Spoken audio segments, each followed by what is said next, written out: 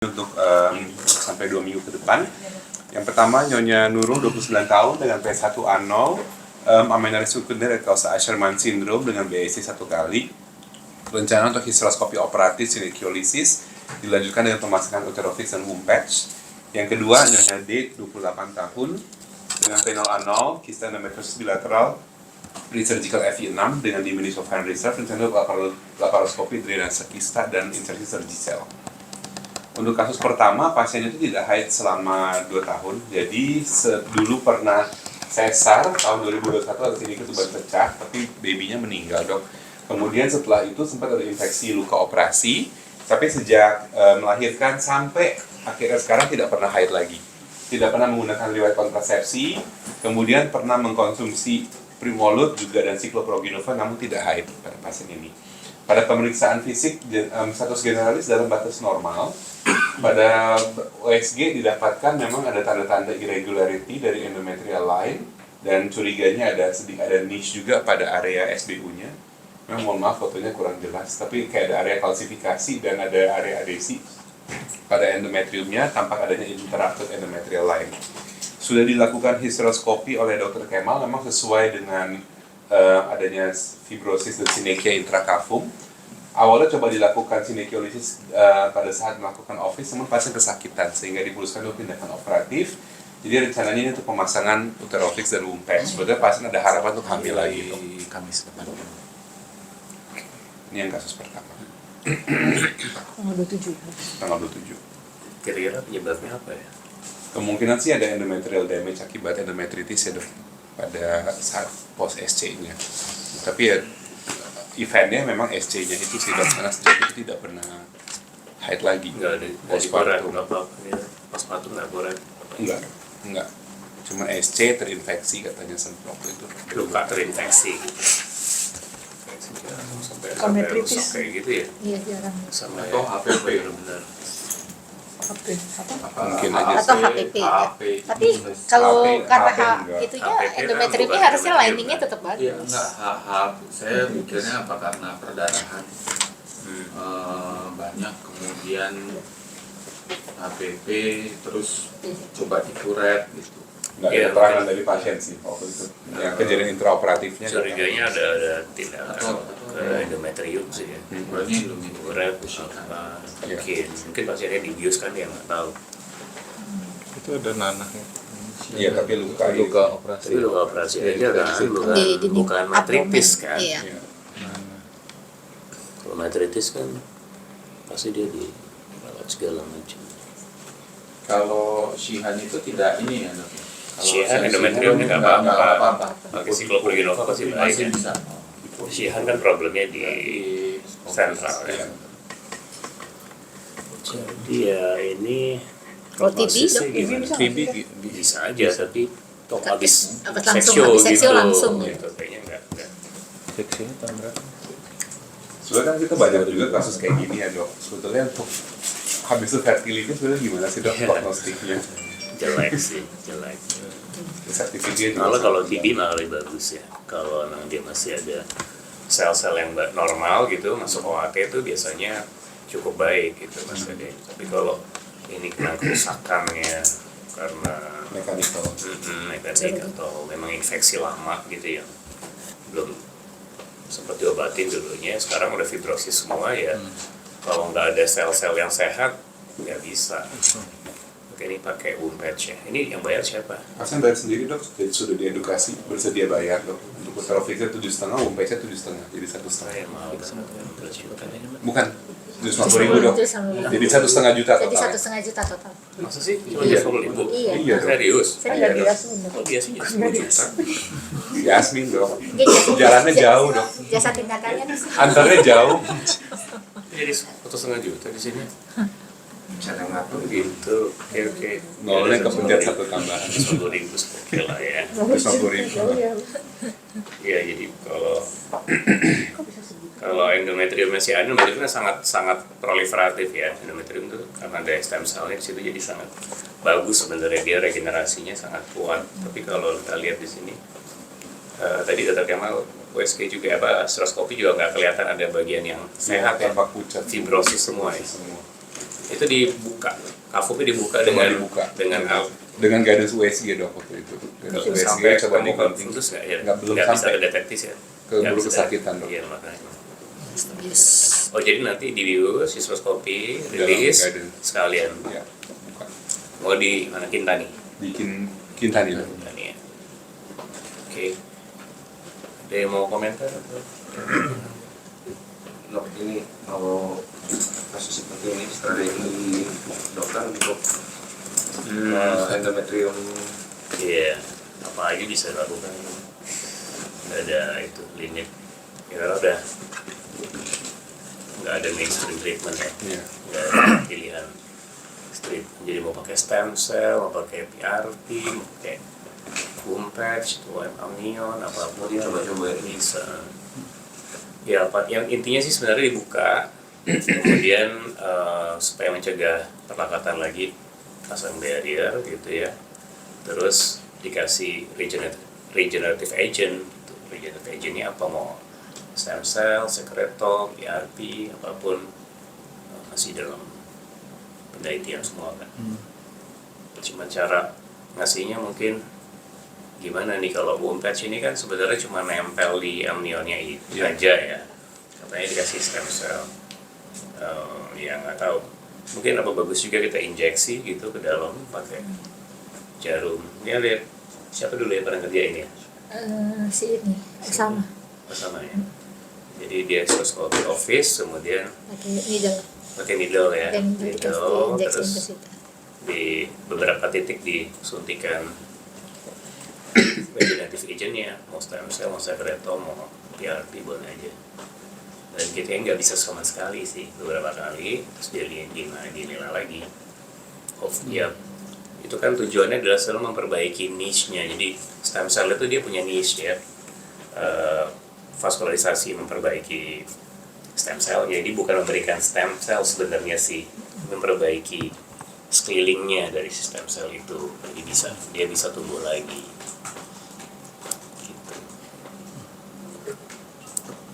Tergantung keparahan ya, kalau berat susah. Tapi kalau tadi ya saya bilang, kalau kadang-kadang kita ketemu Asherman tapi di fundus itu masih terbuka gitu. Lalu kita nanti kan waktu Dr. Kemal bikin tadi, nanti mungkin kita bisa lihat dibuka fibrosisnya, terus tiba-tiba ketemu kafum gitu. Nah itu masih bagus tuh, berarti ada bagian yang sehat. Tapi dari USG-nya biasanya kelihatan sih ada bagian yang terbuka gitu. nggak hematometra gitu. Nggak hematometra. Karena ya mungkin juga fungsinya udah jelek ya, tapi jadi nggak ada darah yang banyak gitu, nggak. Tapi masih ada harapan lah kayak gitu. Tapi kalau fibrosis semua, apalagi kita nggak bisa mengenali fundus, nggak bisa mengenali osteum, itu kayaknya berat sih ya. Kandidat untuk surrogate mother atau transplantasi uterus. Kali kita ditransplantasi uterus di sini.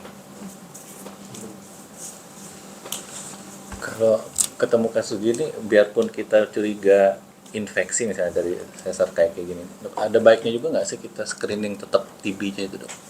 Apa Tetap, nanti tetap katanya ya? kalau ketemu bagian-bagian yang mencurigakan di biopsi. Kalau misalnya ketemu bagian yang kayak endometrium gitu ya, tetap biopsi sebenarnya sih. Diperiksa juga.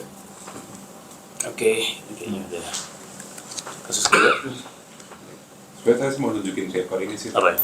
Dari Fertile Steril ada yang udah publish, tapi saya belum dapat full papernya. Jadi factors affecting live birth after hysteroscopic treatment of intrauterine adhesion. Dia ada 3 yang di dok untuk independent predictorsnya. Increase in menstrual flow after surgery, post-operative endometrial thickness pada fase luteal, sama dia ada second look hysteroscopy-nya dok, dilihat rekurensinya. Tadi yang EL dia tuh 6 mm dok pada fase luteal, dan dia bilang cukup baik. Jadi kalau kita bisa dapat mid luteal 6 mm, ya itu agak Ya berarti masih bagus ya kalau udah masih bagus. ada endometrial thickness. Kalau mid luteal berarti kan dia masih mens dong. Iya berovulat. Iya berarti kan ringan. Iya. Kalau dia masih mens sih pasti oke lah. Dia udah setahun nggak mens gitu. Kalau faktor endometrium berat sih. Post operatif ya dok, maksudnya dok. Oh, pas habis dirilis, iya, dilihat iya lagi. sih. Dirilis sama dipasang Womplex dulu baru dievaluasi. Wompes baru di sini dulu. Jadi itu cuma dirilis doang, Dirilis terus doang, dikasih dilihat lagi. siklo gitu. Cuman full paper saya belum baca sih, belum dapat soalnya, belum dapat gratisan. Tapi dari 544 yang terus jadi dapat 3 faktor promosi bagus berapa tuh? Di antara kan 544. LBR 41% live birth rate-nya. Dinilai nggak itu 544 tuh kasusnya seperti apa, yang Asherman yang ringan, sedang, berat? Belum dapat. Nah, itu dia. Masih Kalau rancang. ya untuk Ini menurut saya Asherman sih Asherman. 26. prognosis tuh dari sebelum operasi kita bisa tahu ya kalau sebelum jadi- operasi sih ya. Tapi dari 544 hanya 26 yang nggak dapat 3 faktor promosi. Jadi yang lain-lainnya bagus dong, 500 lebih. Bukan, pokoknya kalau dia nggak ada salah satu pun di antara 3 ini tuh dia nggak ada live birth. No. Ini pakai apa, Bang? 26. Cuma di buku dirilis doang. Hah? Cuma dirilis. Sebagian besar berhasil, makanya ini seleksi kasusnya gimana, Iya. Asherman syndrome yang Yang seperti seberapa apa severity-nya, gitu. gitu. Nah, ini yang mild, moderate atau severe ya. Jadi nah, saya dicek full Iya, paper. bisa lihat. Kasus kedua, Nyonya D, 28 tahun, dirujuk dari rumah sakit luar dok dengan kisah endometriosis bilateral. Pasien keluhan utama ingin memiliki anak. Dia sudah on terapi, pasien dengan dysmenorrhea, sudah dengan terapi Nelandos selama 3 bulan. Sebetulnya saat ini pasien tidak ada keluhan, tapi dia datang memang ingin program hamil. Jadi pada saat pemeriksaan didapatkan ini aja, ini USG di poliendokrin dok memang. Right ovary kisah endometriosis 4 x 4 x 4,6 cm, left ovary sekitar 3,4 x 3,5. AMH pasien 0,98, yang kelihatan telurnya cuma 1 di kiri ini dok, 1. Itu dok. Jadi karena pasien ingin hamil, kemarin juga kita sudah diskusi dengan DPJP dari Prof. Iko. Kita hitung untuk pre-surgical FV-nya, ya ini karena udah ukurannya besar tadi sudah deep, udah 20, dapat angkanya sekitar 6 dok. Karena ini pasiennya baru menikah belum sampai 1 tahun, dia baru 8 bulan. Jadi kalau dilihat di sini usia di bawah 34 untuk FV score 6 masih bisa non ART konsepsi. Jadi pasien masih mau coba untuk IUI dulu dok 1-2 kali. Jadi diputuskan untuk drainase terlebih dahulu. Habis itu pasien langsung masuk ke siklus inseminasi dok untuk Tapi ini nggak mempertimbangkan itu ya, ovarian reserve ya, FV ya. FV enggak Nggak ada. Nggak, kalau FV cuma nggak. dari surgical sama historical. Siklus haid normal. Siklus haid masih teratur dok, tapi ya setiap pakai Nelandos enggak Karena haid. dengan Anandos ya, ya Tapi sebelumnya teratur. tuba saya normal. Kedua-dua paten untuk Sperma. sperma juga bagus dok, normozoospermia. Asal dia masih ovulasi sih lumayan ya. Ya, dan memang nggak gitu kelihatan folikelnya yang jelas dengan masa kistiknya itu. Jadi kita Sebelum sih pakai Anandos, haid teratur. haid teratur, tapi dysmenorrhea. Memang nggak rencana kistek sih dok. Ya, Drainase rencana langsung drainase. masuk insem di bulan berikutnya. Iya, kasih waktu ya, limit waktu Iya. sebelum ke IVF. Ya, kemarin diedukasi ke pasien sih maksimal mungkin 2 kali aja dok untuk IUI. 6 bulan gitu ya, 6 bulan. Kalau natural dan inseminasi gitu kan. Kalau drainase ini kan chance buat dia terisi kembali kan tinggi tuh. Berapa bulan? Kalau 2 bulan atau 3 bulan Udah udah isi terisi lagi. lagi. 3 Makanya bulan maksud isi. saya kalau IVF-nya masih nanti, Ya, kenapa nggak makanya. insem Makanya. sebelumnya tanpa drainase? Bisa ketemu Ya tulang. makanya ini mungkin sebenarnya kandidat yang bagus buat IVF sebenarnya ya, Iya. kecuali Iya. kalau misalnya. Tapi kalau pasien nggak bisa juga, minimal lah misalnya. Ya kalau misalnya bisa dilakukan 1-2 kali dalam 2 bulan, bisa itu IVF. ya Paling tadi bisa dikasih dari awal ya, bahwa ini rekoresinya sangat tinggi gitu. udah tidak sudah dijelasin dokter Kemal juga udah ngomong langsung juga ke pasiennya. Ini drainase. 0,98 Ini drainase aja, Mas. drainase Bukan subis ya. kistek, enggak kistek. Kistek Ya, habis. Maksud saya dok, kalau pasien kita dapat pasien ini nggak dicoba Konsultasi, dulu gitu. stimulasi tanpa drainase dulu, Inseminasi. Kalau inseminasi udah endometriosis berat begini, tetap problem kayaknya nggak kecil ya. Kecil. Kalau- Mengganggu kalau- pernapasannya juga ya. biasanya kan juga Kalau tumbanya genesisnya yang tumbanya juga susah. nggak bagus, pelekatan segala macam ya. Itu udah induk kalkulasi nggak? Sebelum ini nggak pernah. 8 bulan nggak pernah promil apa-apa, cuma Nelandos. Jadi sebenarnya inseminasi pada pasien endometriosis itu kontroversial. Ada yang bilang memperberat, bisa memperberat. Kita masukin sesuatu yang infectious sebenarnya kan. inseminasi itu kan sebenarnya resiko infeksi tinggi. Ya, kita masuk tergantung hygiene pasien segala Iya. macam kan. Jadi bisa memperberat endometriosisnya sebenarnya. Jadi sebenarnya sih shortcut harusnya langsung IVF kalau Iya. ini kan udah Iya, iya. AFS 34 kan. Iya. Jadi ya tapi ya gimana kan nggak bisa semua pasien juga. langsung hal. Iya. Juga pasien BPJS ya. Jadi kalau AMH-nya lebih tinggi lebih bagus, kita dokter akan misalkan ini 2 AMH-nya Saya sih langsung drainase, langsung IVF. Stimulasi. Soalnya ini kan gede ya. Pasti kita akan nembus kista nih kalau mau ngambil folikel kan. Cuman biasanya di pinggir-pinggir folikel tuh ada folikel antral, ini hari keberapa ya? Itu kecil tadi satu. Ini on Nelandos ya dok. Oh. Tapi makanya dari pas USG kemarin, yang kanan saya nggak ketemu folikel antral yang Jadi terdesak. karena Kiri dulu. Lumayan on Landos kali ya, folikel antral nggak kelihatan. Tapi 0,0 sekian ya. 0,98. 0,9 sebenarnya masih bagus ya. Dekat-dekat 1 berarti kan. Harusnya sih masih ada lah telurnya. Dok, tapi berarti ini di drainase dulu, baru distimulasi, pas stimulasi dulu baru Drainase Oh, nggak drainase dulu. drainase dulu ya. Biar nanti waktu kita mau ngambil, kalau misal mau IVF bisa lebih mudah. Kenapa? Dok, mau tanya dok, kalau kasus gini kan ini kan sebenarnya nggak terlalu gede banget ya kisahnya. Ada tempatnya nggak kita langsung coba induksi aja dulu, nggak usah ke drainase? Oh maksudnya simulasi ovarian? Iya, stimulasi aja dulu. Iya. Gimana dok? VAG-nya apa namanya, isunya adalah folikelnya. Folikelnya di mana? Makanya kalau bisa pada saat hari kedua ketiga kita bisa ngeliat folikel antral itu di mana tempatnya. Kalau folikel antral di bawah semua kan berarti menembus. Oh, Kalau menembus di bawah kista menembus. kan sekarang sebenarnya nggak di ini lagi ya. Dulu kita sering nembus terus kita sedot gitu ya. Tapi ternyata angka infeksi tinggi.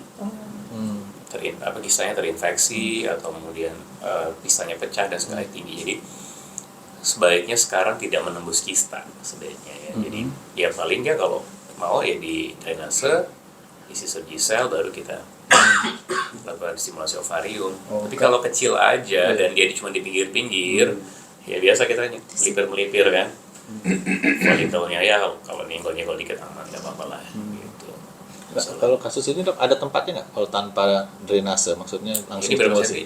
4 pasien Kanan sama 3 kanan kiri. bilateral.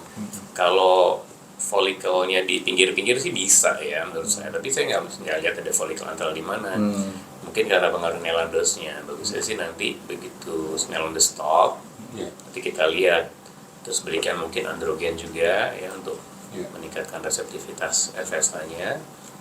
Jadi ya kita perlu lakukan sebagai DOR juga kan nih. Iya. Sampai seperti ini.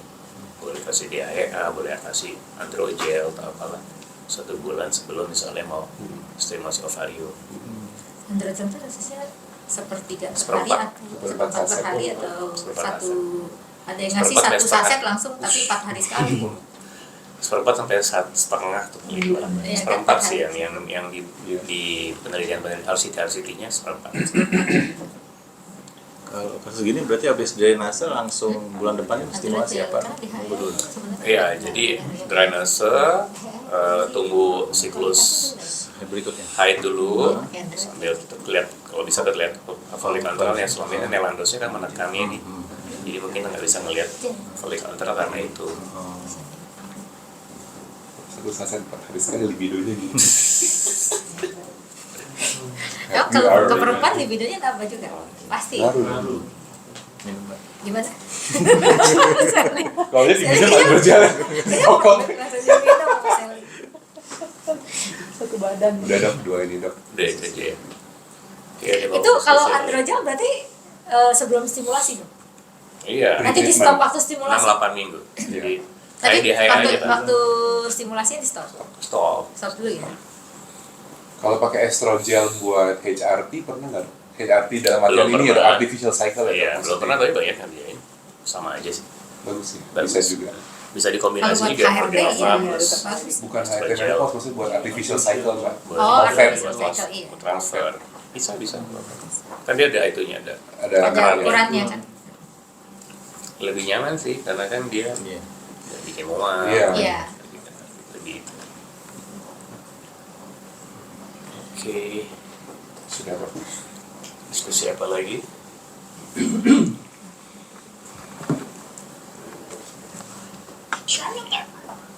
Dok yang kemarin tuh sama rata-rata disuruh opunya di ukuran Lu saya nggak ngerti 12, 13, 14. Itu kalau koresponden. Ya itu Iya. kan rata-rata maksudnya tuh gitu. Karena rata-rata dia kan pasti memang premature rupture ya. Tapi menentukan itu kita nanti, saya tanya kan, itu kalau- nanti dapatnya matur atau imatur? Matur dia Dia bilang. ngatur ya. Iya, dia bilang Dia matur. bilang accelerated maturation dok, karena dia reseptor lebih banyak, karena dia struggle reseptor lebih banyak. dia Iya, lebih kayak oocyte-nya matur, tapi kualitasnya gimana? Karena kan nggak cuma oocyte yang harus matur, tapi sitoplasma juga harus matur kan. Jadi maturation sitoplasma ya. Jadi penting tetap ditunggu sampai lebih besar kan, tapi kita Kalau tahan dengan menurut CTT saya, kan, ya, menurut tetap saya. kasih CTT supaya dia Kalau nggak secara kita untuk menekan supaya mencegah dia ruptur pakai NC, NSAID ya, NSAID. kasih Voltaren, kasih Velden apalah. Iya. Biasanya sih aman ya. Kalau Aman. saya sih 18 ke atas. 3 kali 1. aman sih. Oh, dicek estradiolnya bisa nggak sih dok menentukan dia maturitasnya nggak bisa ya? Itu salah satu ngelihat Jadi kecil tapi kok estradiolnya bukan maturitas, quality. Quality. Jadi quality dari granulosa Satu, cells. iya. Jadi semakin Dia menghasilkan banyak granulosa hormon cellsnya yang- semakin bagus kan, estradiol pasti lebih tinggi. Tapi maturasi Jadi kalau opositnya kita nggak lihat bisa kan? folikel gede tapi estradiolnya rendah, berarti kan granuloselnya sedikit.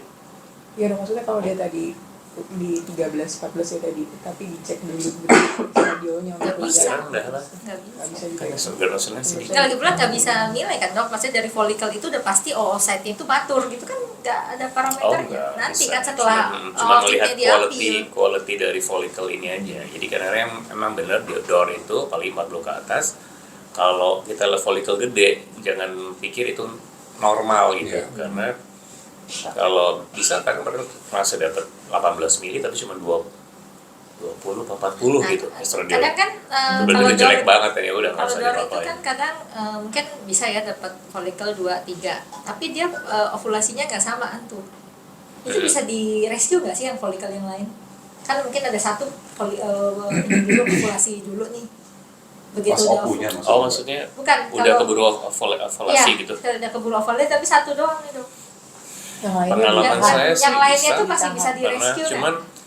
cuman hati-hati ya, jadi jangan karena kan kalau udah ada LH search ya, LH search berarti kan yang lain-lain juga sebenarnya sudah terpicu tuh untuk mulai maturasi. Mungkin kita kasih setrotype jadi cuma satu misalnya rupture, yang lain-lainnya bisa postmatur.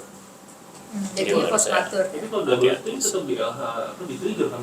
Double stream. Nah, kalau Double double stream lain lagi, double stream kan emang folikel Baru baru kan ya, bukan folikel yang di. Oh, jadi bukan ngitung Tapi Ya, maksud saya udah. itu dong, kan kayak gitu tuh kadang kita udah siapin nih, ternyata ovulasi 1 nih sebelum waktunya opu.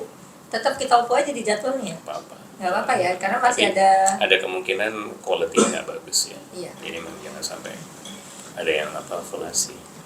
Kalau double stem tuh kita jangan lakuin double stem kalau folikelnya di atas 12 mili ya. di atas 12 Karena 12 mili ke atas tuh secara Oke. teoritis bisa Ovulasi. bisa mengalami maturasi waktu Maturasi. saat LH search, waktu kita kasih HCG pertama. Mungkin udah kita oku semua dok, misalnya yang targetnya di atas 12 yang di bawah Iya kan kita kita tinggalin. Jadi waktu kita Tinggal itu opu, berapa sih dok? yang Iya, kecil-kecil istilah itu gitu. tinggalin. yang di oku sih yang di atas Yang gede-gede di atas 12. Di atas 12. di atas 12 kita oku, sisanya itu kita harapin dengan double stream dia naik. Iya. Tuh, jadi kalau yang paling bagus 10 masih kecil-kecil tuh. Itu yang diharapkan nanti akan bisa. bagus di double stream. Tuh. Tapi kalau lebih gede dari 12, biasanya kualitasnya nggak bagus. Ini kalau trigger sebenarnya kapan kita yang 5.000 atau 10.000 atau kapan double trigger itu gimana sih dok? Ya, trigger tuh sebenarnya kan 5.000 cukup ya, 6.500 kan kalau Vidrial kan 6.500. Cuman memang ada beberapa penelitian, nggak semua orang itu mencapai kadar HCG yang cukup atau yang lain cukup pada saat. Jadi ya biasanya sih kita lihat kalau misalnya mau ya cek 12 jam setelah trigger kadarnya berapa, ada tuh ada papernya, saya tahu lupa berapa cutoff pointnya. Kalau misalnya kurang ya boleh trigger lagi, tambah lagi gitu. Tapi ya kan susah ya, nggak banyak soal pasien seperti itu. Jadi biasanya kita sih satu aja cukup. Kecuali kalau misalnya tadi kalau saya bilang biasanya saya double trigger itu kalau saya ngeliat folikelnya masih nggak rata. Jadi misalnya ada yang 18, ada yang 20, ada yang 14, nah itu sebaiknya double trigger. Itu yang diangkat sama dokter kita, kan ada yang ketinggalan 2, itu 1 udah gede, ketinggalan 2 nih jauh agak jauh. Itu kita lebih pilih double trigger. Double trigger. Double trigger itu berarti maksudnya berapa? HCG sama Pakai CG agonis. plus Kan dua ini kan? Buserelin Iya. sama Kan HCG. at the same time kan? exercise Iya, yang double trigger Kalau itu. HCG ini jadi 2.500 ya. 5.000 aja, 6.500 plus Buserelin 0,3. selinnya biasa 0,3. 0,3. Oke. Gitu. Tapi Fata ini bagus sih, bisa dipelajari nanti Nah, Fateni fisiologinya itu bagus banget. nggak sama sekali tidak percaya VRP. Agak depresi tapi habis dengerin dia ngomong kemarin dok semua dibantai. Iya karena dia kan Bagus memang sih, dia bagus. mengerti sekali Iya, ya fisiologi, iya. jadi Iya. memang Back to fisiologi sih sebenarnya dia jadi itu dia semua. itu ngelihat patient to patient kan, ya, cuman banyak pemeriksaan yang dicek kan kayak Iya. FSH segala macam ya. Bagusnya sih gitu, cuman kalau pasien banyak dan ini juga jadi mahal jatuhnya. Costly gitu ya. banget. Itu beda banget sama Europe memang ya, beda banget sama Fisher sama yang Iya. semua pukul rata kan. Iya, kalau dia personal. Dosis nggak boleh lebih dari 300, bahkan 225 gitu kalau Fisher kan begitu. Kalau Fatah itu gila, ada yang sempat 50 bisa lebih tergantung. Ya beda sih dia, ada turunan Arabnya sih selalu. Beda sama orang Eropa. Mobilnya Ford semua ya. Mobilnya Ford itu semua tuh. Fatah nih, tak sana. Enggak sih. Kalau lihat Ada yang stalking ngomong. itu Ada IG-nya. yang ngomong. Cuma ide OPU pada ukuran kecil Kecil. itu pada pasien GERD, dan itu sebenarnya saya dengar pertama kali waktu Ovarian Club itu yang mau bicara itu Profesor Norbert dari New York Amerika. Dia udah mulai Melakukan bicara, itu. dia melakukan itu duluan. Jadi dia punya kalau usia 35 sampai 40 itu kalau nggak salah sekitar 16. Udah gitu 40 sampai 43 itu sekitar 15. Kalau udah 43 ke atas bahkan di 12 Kecil-kecil. 13 mili. Jadi saya dengar kayak gitu sebenarnya udah yang kedua tuh. Jadi Ya, dia so, udah akui quality itu. outside-nya bagus. Dia bilang Ya, quality justru outside lebih dia bagus. bilang tuh memang supaya dapat Pasnya pas juga. di situ. Supaya dapat, karena itu pertimbangan juga untuk dari sisi endometrium. Kalau misalnya mau melakukan fresh itu endometriumnya pun juga tidak outface gitu. Kalau Fatemi Frozen. semua frozen. Ya, dan semua natural cycle. Nggak pakai HRT kan. Iya. Natural cycle.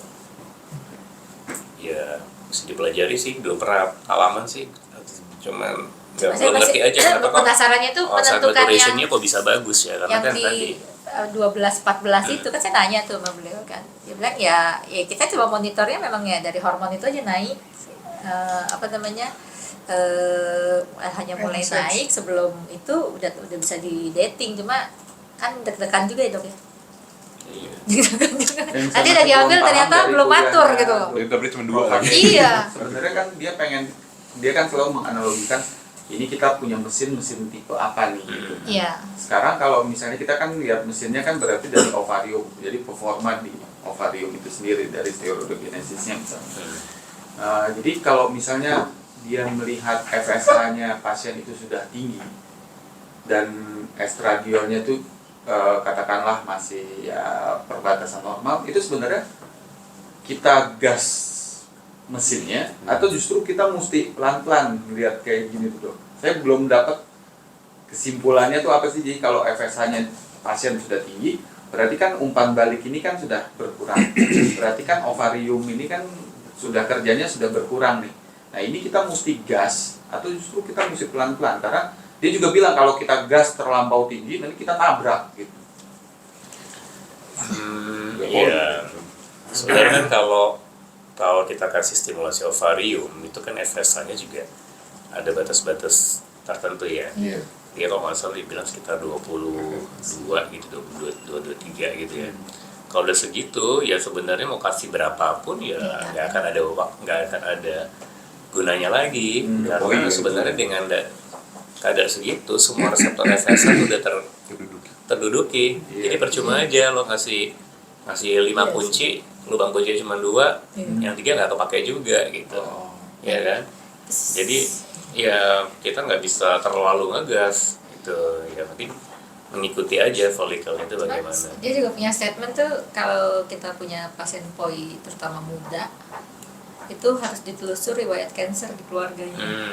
Gitu, karena sebenarnya itu mekanisme defense tubuh wanita. Karena dia percaya gini, beda sama Poseidon kan. Kalau Poseidon 3-4 tuh kan, kalau yang 3 sama yang 4 beda prognosis ya. Kalau yang muda nih kayaknya lebih bagus walaupun AMH-nya rendah juga. Tapi kayaknya si Hoto ini percaya bahwa kalau AMH-nya udah rendah, biar muda tuh jelek gitu loh. Iya, karena tadi dia bilang sebenarnya gambaran kesehatannya wanita itu dari fungsi reproduksinya itu tergambar. Iya. Jadi Nah, kalau itu masih kontroversi. jadi kalau sampai seorang wanita tuh POI, dulu kan kita POI itu kenapa sih, autoimun kah, apa kena toksin apa kah segala macam. Tapi bisa terjadi di usia muda, salah satunya biasanya keluarganya harus ditelusur punya riwayat cancer. Jadi itu mekanisme defense-nya, jadi apoptosis lebih dulu. Lebih dulu apoptosis. Ovarian cancer berarti. Antara ovarian cancer, mami, pokoknya semua riwayat cancer di wanita itu itu, juga di masih keluarga kontroversi wanita ya. itu. Jadi apakah AMH itu mencerminkan quality? Ya. Walaupun muda, tapi kalau AMH-nya rendah ini bukan karena cistektomi ya. Iya. Memang AMH-nya rendah idiopatik itu nggak tahu kenapa. Ya mungkin quality juga jelek menurut dia begitu. Iya. Nggak sama. Jadi padahal kita sama ini kan masih muda nih, nggak apa-apa nih, quality beda. Karena kan yang jelas aneuploidy meningkat pada kalau usia tua gitu ya. Gitu. Menarik sih. Iya. Lalu labnya Faten yang bisa IVM berani IVM betul. fokus pada saat itu karena labnya support. Kayaknya bukan IVM sih dia matur. Jadi kan kalau misalnya kita 12 dapatnya GV, Enggak, dia tuh Dia 12 itu yakin matur. Yakin dia matur. Dia nggak ngelakuin IVM. Aku udah tanya soalnya ini, nanti kita nggak ada escape scenario. Nggak ada. Yakin. Yakin, matur. Di maturnya justru memang di ukuran antara 12 sampai 14. Gitu. Jadi waktu itu aku nanya lagi kan, ini kira-kira kita OPU akan dapet imatur kita IVM atau udah pasti matur? Udah matur itu pasti. Itu bisa dideteksi dengan riwayat siklus mens pada jor itu pasti biasanya cepet kan, siklus pendek. Jadi ovulasinya bersih, ovulasi kadang pasien itu. Jadi udah pasti dapat maturnya, hanya maturnya dia di ukuran tidak besar. Gitu kan dok, tapi kan tricky ya dok, maksud saya. Makanya ini nggak ada yang pernah nyoba, soalnya kita nggak tahu sih. Kalau saya cuma concern maturationnya, mungkin matur, tapi bagus kayak quality-nya, karena kan nggak semua, iya tadi nggak cuma oocyte maturation, tapi cytoplasma maturation juga penting. Jadi apakah yang perlu prematur itu? Tapi kalau itu kita saat ini, kalau stimulasi kemudian masih pada pasien yang dor atau usia tua, terus dapetnya masih 14, 15, itu lanjut atau enaknya gimana? Dan apa hasilnya, pengalaman dokter gimana? Tetap 18 sih. Lanjut stimulasi Tetap minimal 14 kan? Selama nggak ada makanya. Nah biasanya kalau itu kalau misalnya takut, waktu kita trigger sampai ke OPU-nya itu, kasih Voltaren kayak atau Velden kayak Konstan. gitu. Kalau takutnya, dan sebelum OPU ya WSG lagi. Sebelum kita bius, WSG dulu, masih ada nggak telurnya? Ya, lumayan mahal. Bilasan kafum 12. Kalau nggak ada yang pakai setrotat kan, mereka yang pakai Voltaren aja. Aren. Mereka kan cuma bermin.